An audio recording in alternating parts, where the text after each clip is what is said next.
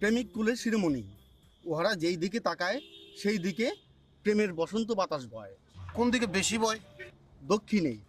তবে তবে ভালোবাসার জালে আটকাইয়া ইহারা বড় বেশি উত্তালা হয়, যাহা প্রেমের বাধা হিসাবে কাজ করে। উতলা থেকে বাধা, আর বাধা থেকে বিচ্ছেদ। তো উপায়?